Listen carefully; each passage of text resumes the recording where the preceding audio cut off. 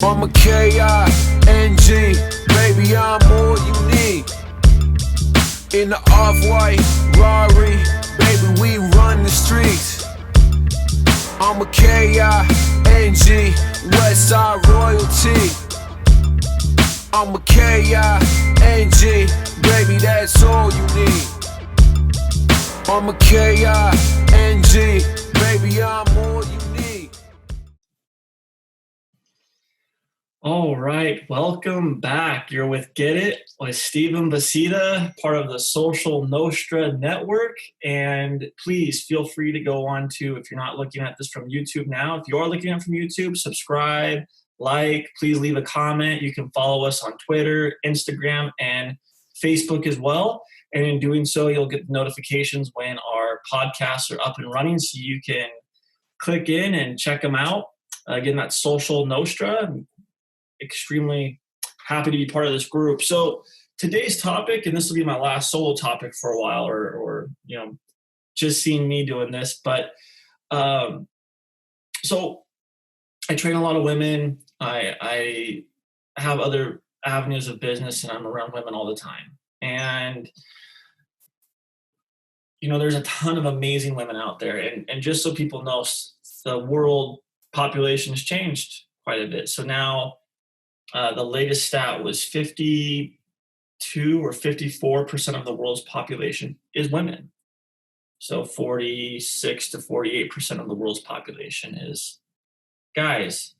So I want to really dive into the term of man and men, and just because you're a male doesn't mean you're a man. You can be a male, you can be a guy. Being a man is very, very different. And I just want to dive into some of those things of what is a real man? What does that mean? How do, if you're a woman looking to be in a serious relationship with, a man, well, what does that even look like? And I know everybody says chivalry is dead, and that's not true. The term man, I think it's used for people that aren't deserving of it. I was raised by a man. My father is a real man, and I myself have had moments of doing dumb things, but overall I've been a man and always treated people well, with respect, kindness, generosity, loving people. And so really kind of going through, well, what's a man? What defines a man? And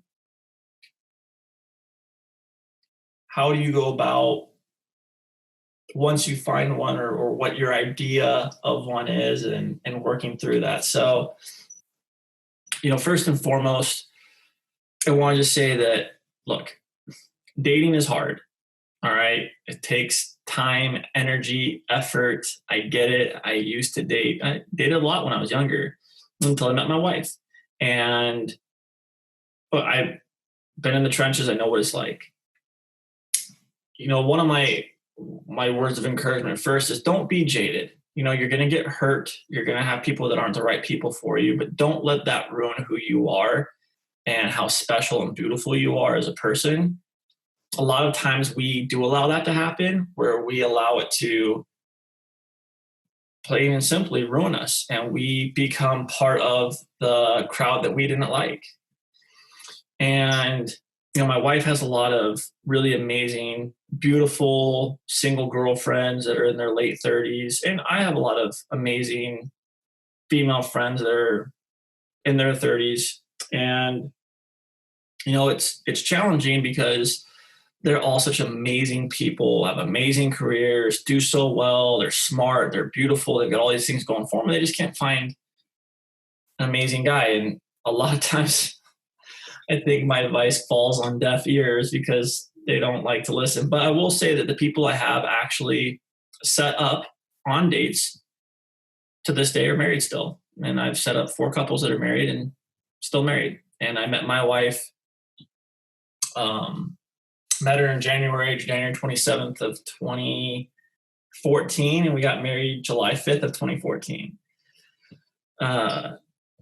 Definitely wasn't going to let her go. And again, I dated a lot beforehand, and I had girlfriends, and Tara was just everything that didn't even know that I wanted. There were areas and definitely things that I did want. So that was amazing. And she's an amazing woman, an amazing wife, an amazing mother. I couldn't be more blessed. So now let's kind of dive into this talk of men. I hear other, I've listened to small groups of ladies talk about men, or, they'll talk about a guy and using the term man. And I think that that's part of the problem. And I think too, for women, you're, as a whole, especially when you get to like your late 20s, you're in such a focused rush to just meet a guy that you basically like, oh, I can see myself married to this guy and having his kids and just figuring it out. And part of the problem is we sacrifice quality, true quality, right? And again, I really want to go back to like, there's a lot of good actual men out there. I have plenty of guys who are awesome, real men. They're not married yet, and they just haven't met the right person. But going in, what is a man, right? Aside from the obviously physical aspects of it, how do we break that down? Well, a man, let's just start off, is a person who is going to be faithful through thick and thin, through good and bad, through the hard times and the easy times. He is going to take care of you. Chivalry is not dead, right? A man is not going to pull up to your house on a date and honk his horn for you to walk down to his car, or text you that he's waiting for you in the driveway. And even back it up further than that, a real man is going to ask you out on a date. He's not going to shoot you a DM saying, hey, let's go out. He's not going to find you on Tinder or Bumble or whatever dating apps are out there the majority of the time. Sometimes there are those rare exceptions, but typically, and again, I know we live in a technology world and there's more relationships happening online. And there is a difference, though, again, between real men and the guys just looking to get laid. When they're, again, and it goes back to, once they've asked you out on a date, right? Whether it be a phone call or in person, which most real men are going to do, right? They're going to get your number. They're going to ask you out on a date, face-to-face or on the phone, okay? Then when they come to pick you up for that date, they're going to have thought about and planned out a date according to what they think would be a fun date, their budget, all that kind of stuff, right? They're going to come and knock on your door. And when you open the door, they're going to walk with you down to the car. They're going to open your door. They're going to make sure you get in safely. They're going to shut the door behind you. They're going to get in the car, and then they're going to drive you to the date. They're going to open doors. They're going to pull out chairs. They're going to pay for things without expecting anything in return. They're not going to expect that they're going to get laid that night. That's a vast difference between real men and boys. They're just trying to get laid. And, for women, again, you tolerate way too much. You put up with way too much nonsense. Women, you need to have standards, and then you need to stand by those standards. And I've had this talk with tons of women about, and the ones that have taken it seriously, by the way, every woman I've talked to that have actually taken these steps seriously has ended up not only finding an amazing man, but ended up married and happy. So it's very possible. Again, have standards. Don't just like, oh, he paid for my dinner, I'm going to go home and sleep with him now. Like, have standards. All right? Have respect for yourself. And men will have respect for you. I actually I've taken out lots of women and doing all the things I'm talking about. I either called them or asked them face to face out on a date, went and picked them up, took them on nice, thoughtful dates, paid for everything. At no point did I try getting laid. All right. And actually, it's funny because there were some women that just assumed. I live in Southern California. For those of you who don't know, it's in the Newport Beach area, Orange County. And I lived in Newport Beach for most of my single years. And I was in shock with how many women were just, as soon as we were done eating dinner, they're like, all right, let's go back to your place. I'm like, no, we're not going back to my place. That's not, I don't sleep with people on the first date. And I would tell women that, and they would be in shock. A couple of them actually thought I was rejecting them, and I had to explain my morals and my values and where I stand. And it's not my thing. I don't like to sleep with women on the first date. To be honest, I didn't like to sleep with women on the second or the third date most of the time. I'm not saying that I'm perfect and I didn't have some mistakes in my life, but I really do respect the sanctity of relationship and the sanctity of marriage and waiting. And although, everybody has their own belief system and their own values and stuff, and taking all that into consideration, look, real men, regardless of religious belief and all that, are not just going to try and slay chicks and have sex with you right away. They're going to respect you. They're going to want to get to know you. They're going to want to be invested in you as a woman and develop a relationship and a bond before it goes the physical route. So that's a big thing.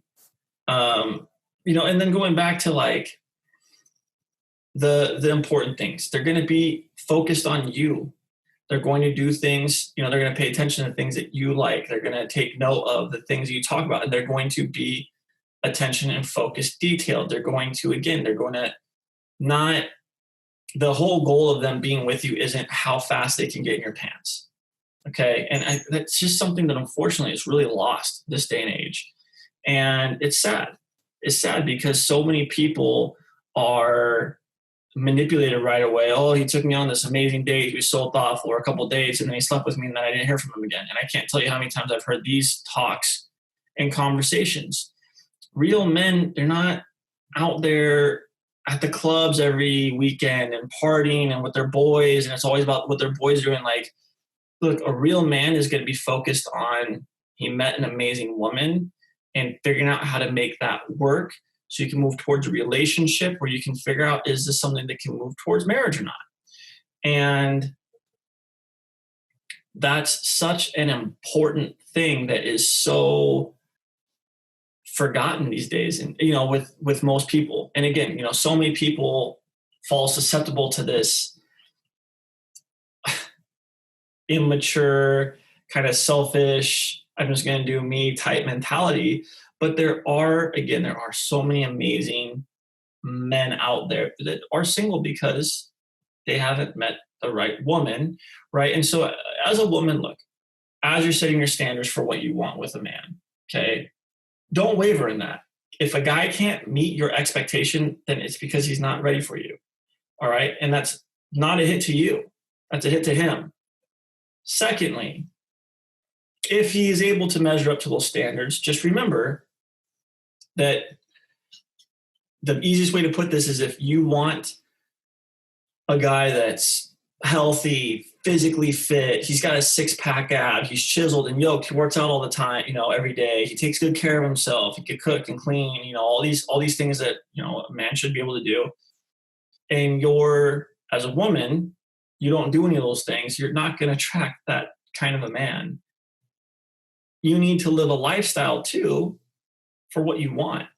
It's rare that you're going to find some dude that works his tail off to stay in great physical shape, and then he's with someone who takes zero care of herself and could care less and is just going to continue to get bigger. There's a little bit of that, but the reason why I say that is because there's also this unrealistic, and I say the same thing for guys, like you can't expect to just, unless you have crazy sums of money and you're just going to have a woman that wants to be married to for money, which happens. If you're looking for a true partner that you're going to weather storms with for the rest of your life, you need to appeal to that person too. So like, we're going back to the fit thing. It's not just about being physically fit. And I'll give you a personal story from my own life. So there was a girl I was friends with in college through my last couple of years in college. We maintained our friendship through the years. And she came to Southern California at one point, and she called me beforehand and, said, I really want to come see you and hang out a little bit and stuff. And that's cool. So she came down, we got to spend a couple of days together, which was great. But during that time, she told me that she was in love with me, had always been in love with me, wanted to marry me, all these things. And I said, okay, well, that's, thank you. I didn't know any of those things, but these are my, these four things are my non-negotiables. And my non-negotiables are, look, I'm a believer. I'm a Christian, and my faith is important to me. So I'm, you know, need to be a Christian. That's important. And I have dated some girls that weren't Christians, but they went to church with me, and that was something that they were exploring on their own, and that was okay. I dated some girls that went down that route, and that was fine. But number two, non-negotiable is drugs and smoking cigarettes. Like, that's a no. I can't physically. If people are smoking cigarettes around me, to this day I still throw up, and that's a different story for a different day. But I just can't deal with the cigarette smoke. So if you're smoking cigarettes, I'm anti-drugs. So if you're doing drugs, it's not going to work for me either. My third thing is it needs to be in a similar boat as me when it comes to priority of being physically fit and healthy, because that's a lot of my businesses. And it's not about just the physical look thing. It's understanding what that process is, right? And that process is, I did my meal prep every Sunday. I did the second half of my meal prep on Wednesday nights. I worked out every single day. I was very active. I ate healthy. I did all these things to live and be in this boat. And a person that's not in this boat, for the other person, they were overweight, drinking all the time, eating unhealthy, not exercising, like all these things that they're not going to work out. Like, I love this lifestyle. You're over here. You love this lifestyle. Like, it's just not going to work, right? There's a lifestyle aspect to that, which is why I say, like, be realistic. If you yourself aren't an active, healthier individual, don't expect to end up with one, because it isn't just a physical look kind of thing. It's a lifestyle kind of thing, and those lifestyles won't coincide. And then my fourth thing is the importance of family and friends and values and all that kind of stuff. That's not negotiable for me. You need to be in that same boat. So those were my big things. And, for those of you who are listening and tuning into this, understand you need to be realistic. You need to have a realistic idea of what you want, and you need to be in that boat too, right? So if there's certain things that are priorities to you, then don't date people that aren't going to fit those priorities, right? So going back to your standards, have your non-negotiables, and walk down that path. But also understand that if you aren't, physical fitness and health and nutrition and that thing, that's not your boat, like you don't care, then don't try and only hold up this pedestal of, well, I can only date people that are that way, because they're probably not going to want to be in a relationship with you long term, because your lifestyles won't coincide. It's a sacrifice. Being in shape and fit and healthy and all that, it's not easy. And I'm a dad and a husband, and I have a couple of dogs, and I have businesses and employees. I still am in good shape. I'm not in the best shape of my life right now, but I am still in good shape. I'm still active all the time. I still go play basketball with all my high school guys who are going to college. My college guys that come home, I play ball with guys that play pro ball overseas. I still go and do my Brazilian Jiu-Jitsu when I can, or my Muay Thai. I still work out in the gym or at home with my wife, or, on my own. I go run with my dogs. We'll go run 3, 4, 5 miles. And I'm active with my daughter. I have an active lifestyle. That's important to me. And my wife, active lifestyle. That's important to her. It worked out very well for us in that regard too. So look, don't make sacrifices just to be in a relationship, because it's not going to work most of the time. And if it does, a lot of times you're going to be one of those stats that end up divorced. And that's the other thing. Like, so many people are in such a rush just to get married and have this family and all this stuff, and they get divorced later. What was the point with all that? Again, you should never go into a relationship trying to change anyone. You should be going into a relationship because you love a person for who they are, and you want to grow together as a couple. Yes, you're going to make concessions for each other. Yes, there's going to be some natural changes for each of you as you grow in this relationship. But my wife didn't come into the relationship with me thinking she was going to change me. I did not marry Tara thinking I was going to change her. Did some things naturally change for her? Sure. Did some things naturally change for me? Yes. We're married. Things change. I am a very laid back person. So there's a lot of things that to Tara, certain things matter, like how we fold the towels, downstairs on a little oven thing and in the bathrooms. That matters to her a lot. I don't care. To be honest, it just doesn't matter to me. So I just fold them the way that she wants them because I don't care. Our room had to be organized a certain way. Like our house has to be organized a certain way. Guess what? I don't care. It's not the hill I'm going to die on, folks. I don't care. However she wants it, that's fine. I'll maintain it the way she wants it. It doesn't matter to me. Those are things I could care less about. That's her thing, right? So I make life easier for her by just doing what she wants in those things. It's easy. Made those concessions. No sweat at all. And, there's things that she's had to do for me. And I'm drawing a blank right now on what those are, but believe me, she has. And that's okay. Again, we both do it for each other because we love each other, but we did not go into this relationship thinking we were going to change each other. And there was even a conversation that we had at one point when we were doing our speed dating and new engagement and marriage. And I had told her, like, hey, look, these are my non-negotiables. These are the things that are most important to me. When I get married, I don't want to get divorced. I want to stay married. That's my goal. Marry someone and stay married to them. Through thick and thin, good and bad, I want to make it work. And that was important to her. That's what she wanted. And so we talked about our non-negotiables. We had some very real conversations, and not all easy conversations. And we did premarital counseling, which I highly recommend. It was phenomenal. Set us up for a great marriage. And we have a mentor couple, and we've done marital counseling through the years. And it's all been very, very helpful. The more tools you have to build a house, the better, right? You want to have the right tools and as many tools as you can have so you can do this the correct way. And that's what marital counseling, premarital counseling, a mentor couple, all these things help towards those. And a lot of I would say all of our married friends for the most part have the same,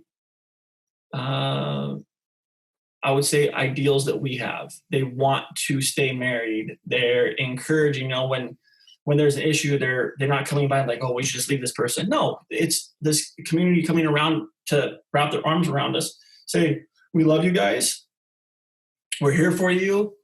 We want to help you guys out. And my wife and I have done that for people. And in all honesty, I'm also a mentor for other couples. And I actually help. I wouldn't say that I'm just a mentor. I'm a counselor. I help people, younger couples dating, getting engaged, even newlyweds to some extent, counseling and helping with them. And there's some couples where they come with some real issues and I know I'm not the right person for them, and I send them to somebody that's better prepared for that. I can help with the base foundation and stuff. And then I've done a lot of that over the years. Helped a lot of couples that were going through a breakup, be able to come back together, stay together. Some of them are married now.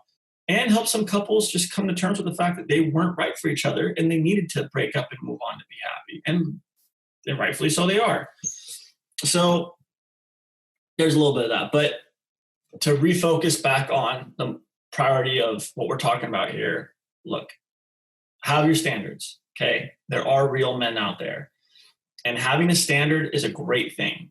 You don't need to change your standards. I tell all women this, you are a queen, okay? View yourself as a queen. Queens don't go down and hang out with the peasants and the servants and the riffraff. They only hang out with royalty and knights, right? There's this standard that they would stick to. And really what I mean by that is you have your standard. View yourself, put yourself on a pedestal. You're a queen, all right? View yourself as such. And then hold yourself to that standard. So if somebody doesn't treat you that way, then they're not worth your time. And I don't mean that they're, throwing out money all kinds of places. It's not at all what it's about. It's how they treat you. You don't treat a queen like, listen, for guys, for men, I treat my wife the way I treat my mother. I have nothing but respect and love for my mother, right? I open my doors for my mom, all right?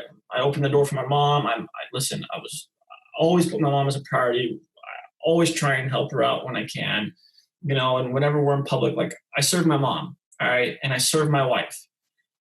I love serving her, maybe not every second of the day. Sometimes I'm tired, but you know what? I love her. She's my wife. She's my better half. So I serve her, and she takes great care of me. She does the same thing. She takes great care of our daughter. She's a fantastic mother and wife. And our marriage has been one built on putting each other on a pedestal, serving each other, loving each other, respecting each other, and growing together. And that is an amazing, beautiful relationship, marriage. And so as you're going through, figure out what are your intangible, the things you're not going to sacrifice. Like, what are your priorities? Put yourself on that pedestal. And then find someone that aligns with those things. The second that you start making those sacrifices, you're going to end up in the boat. And I've been through this 1,000 times over.